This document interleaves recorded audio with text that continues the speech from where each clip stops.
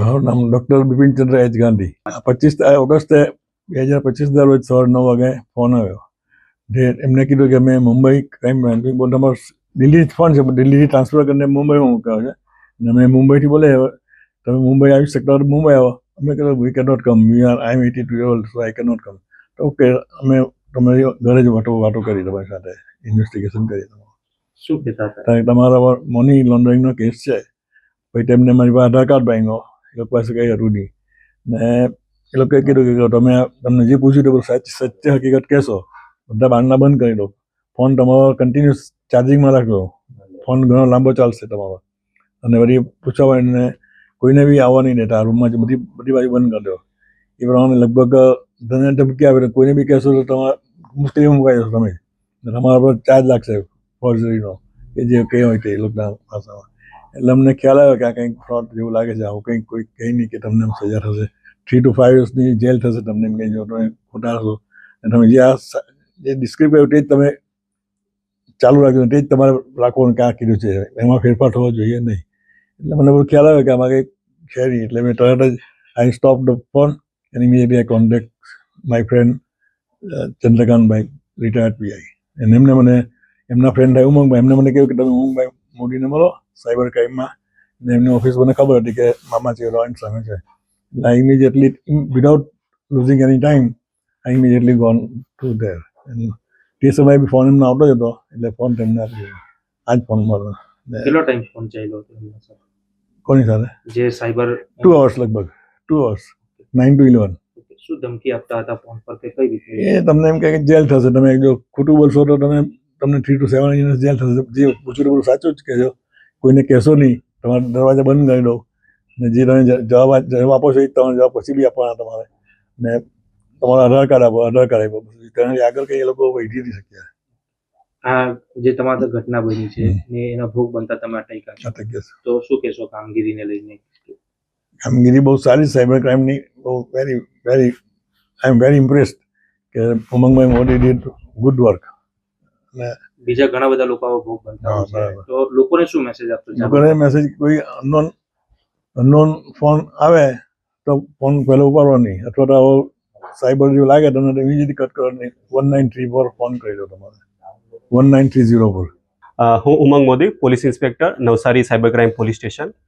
અત્યારે ડિજિટલ અરેસ્ટના સ્કેમ સૌથી વધારે ચાલે છે, જેની અંદર સિનિયર સિટીઝન એટલે કે વડીલોને પ્રાઇમ મુખ્ય ટાર્ગેટ કરવામાં આવે છે.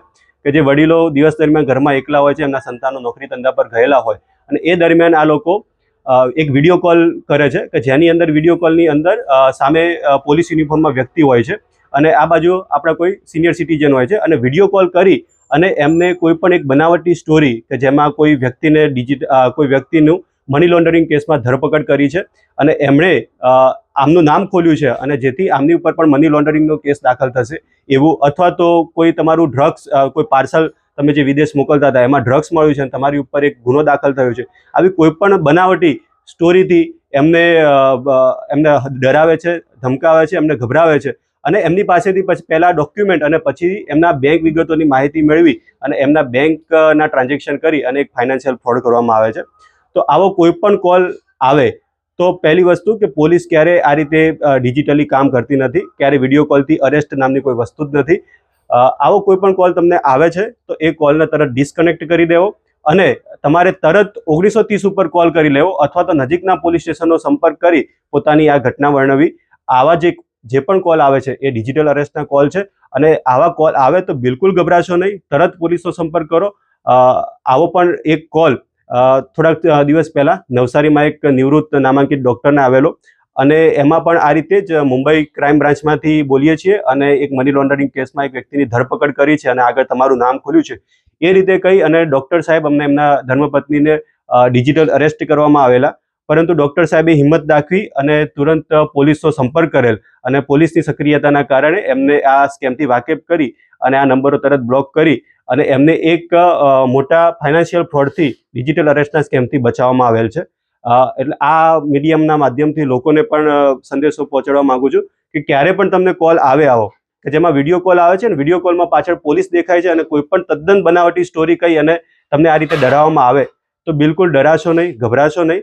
તરત તમારા પરિવારના લોકોને જાણ કરો અને શક્ય હોય એટલી ઝડપથી પોલીસની મદદ લો. આ એક ડિજિટલ અરેસ્ટનો સ્કેમ છે અને એનાથી આપણી જાગૃતતાથી ચોક્કસ આ સ્કેમથી બચી શકાય છે. એક આ ડિજિટલ અરેસ્ટ સિવાય એક વોટ્સઅપ પર આવતા એપીકેથી સૌથી વધારે સ્કેમ થાય છે, જેની અંદર કોઈ અનનોન નંબર ઉપરથી આપણને કોઈ પણ નામથી એક એપીકે ફાઇલ આવતી હોય છે. આ APK file wedding invitation .apk હોઈ શકે અને જેમાં સાથે લખ્યું કે યુ આર સ્પેશિયલી ઇન્વાઇટેડ. તો વ્યક્તિઓ આને એક ઇન્વિટેશન માની અને એ ફાઇલ ખોલે છે, પરંતુ એ ખરેખર પીડીએફ ફાઇલ નથી પરંતુ એપીકે ફાઇલ છે. તો એના ખોલવાથી એ મોબાઈલની અંદર ઇન્સ્ટોલ થઈ જાય છે અને તમારા મોબાઈલનો તમામ એક્સેસ એ અન્ય વ્યક્તિ લઈ લે છે, એટલે તમારો મોબાઈલ હેક થઈ જાય છે અને એના પછી એ આગળના તમારા મોબાઈલની અંદર જે પણ બેંકની ડિટેલ્સ બધી છે એના ઉપયોગ કરી અને તમારા બેંક બેલેન્સને સાફ કરી નાખે છે. આની અંદર એક અન્ય ચેતવા જેવું કે જો તમારા કોઈ ઓળખીતા વ્યક્તિનો પણ મોબાઈલ હેક થયો હોય, એટલે કે એમના ફોનમાં પણ આવી એપીકે આવેલી છે, એમને ઇન્સ્ટોલ કરી દીધી છે, એમનો ફોન હેક થયો છે, તો એમનામાંથી પણ તમને મેસેજ આવી શકે છે. તો તમારા ઓળખીતા અથવા તો કોઈ અનનોન કોઈ પણ વ્યક્તિ પરથી તમને આવી કોઈ મેસેજ આવે છે વોટ્સઅપ પર જેમાં એપીકે ફાઇલ છે, તો એ સ્કેમ છે. એ મેસેજને તરત ડિલીટ કરી દેવો, એમના પર ક્લિક કરવો નહીં. આટલું આપણે ધ્યાન રાખીશું.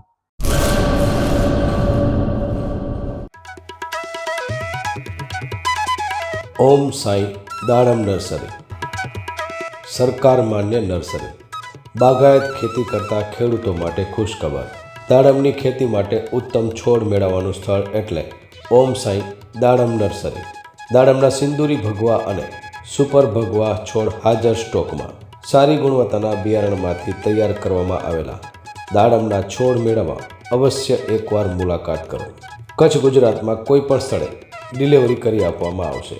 ઓમ સાંઈ નર્સરી, અસ્તગામ, તાલુકો રાહાતા, જિલ્લો અહમદનગર, મહારાષ્ટ્ર.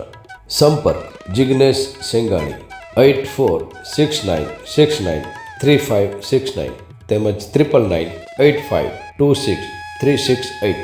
અર્પિત પટેલ 7041389359 તેમજ 9586383685.